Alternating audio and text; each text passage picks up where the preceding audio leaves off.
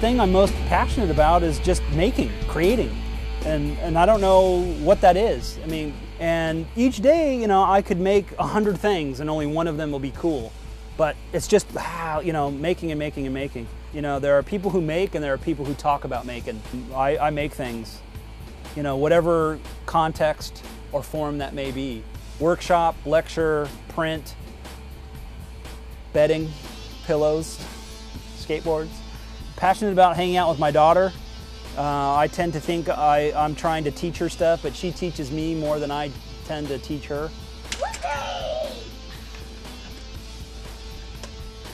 I'm passionate about tattooing and being part of the tattoo community.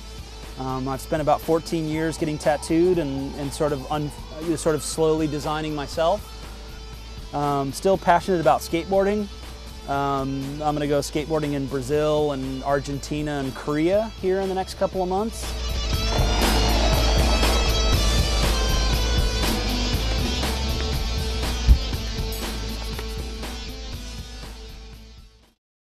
So clients are a challenge because, again, not only do you have to get into the headspace of the client, but you sort of have to meet their needs. And again, you know, I always try to want to do something innovative rather than replicating. And so those are generally the common threads that always happen with clients, is trying to get them to do something that hasn't been done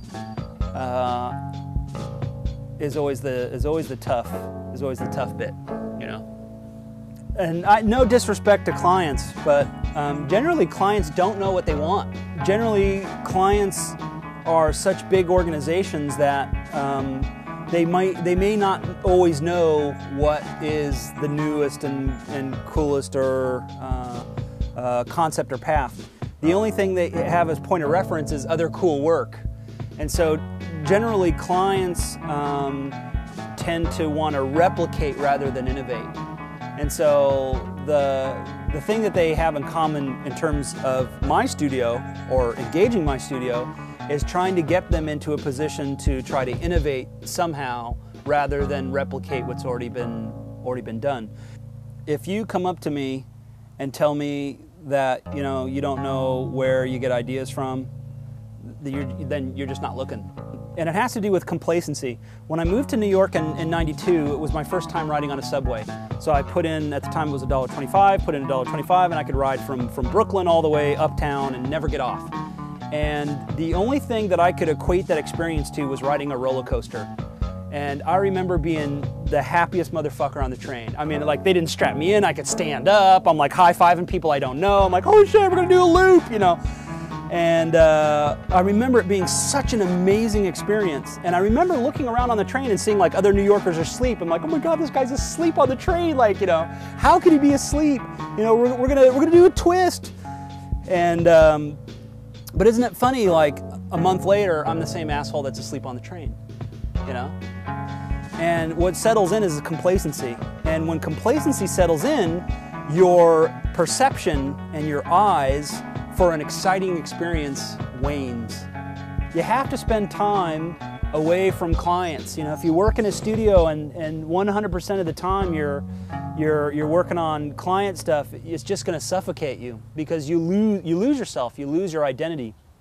So being able to do that research and development, it really is the only way to kind of have personal growth, because if you're only doing stuff in a studio, you'll lose yourself really quick. So for me, content is everywhere, and it's just I have to be willing and open to being able to see with fresh eyes. You know, like what here in this backyard do I see every day, but like I'm seeing it for the first time? You know, is it the fireflies that come out at night? Can I mimic that behavior and programming, which I've done? You know, so it's this, you know, or planting flowers and watching them bloom. And is there a color, like right now there's lilies in the front that are doing this pink to orange transition. That's nuts. I was out here photographing it the other day. It's this really great transition that I really, really like. So there's content everywhere. I think you just have to be open to opening up that third eye, you know, that seeing things as if you're seeing them for the first time. That's what's tough.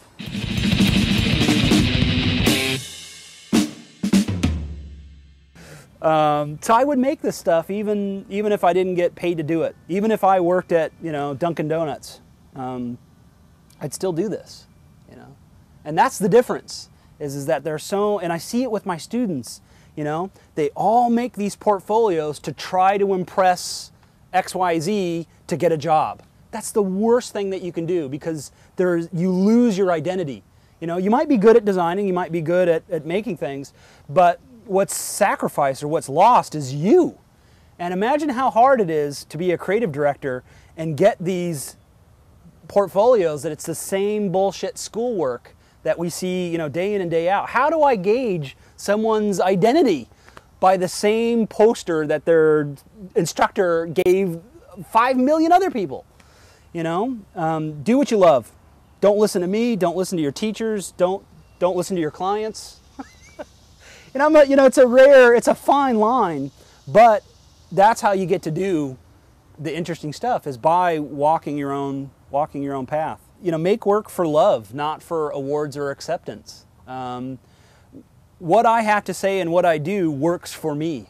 It's not going to work for everybody, you know. So the thing is that you have to follow your own path, and you have to find your own voice, because if you're using somebody else's voice, you're going to run out of conversation pretty quick.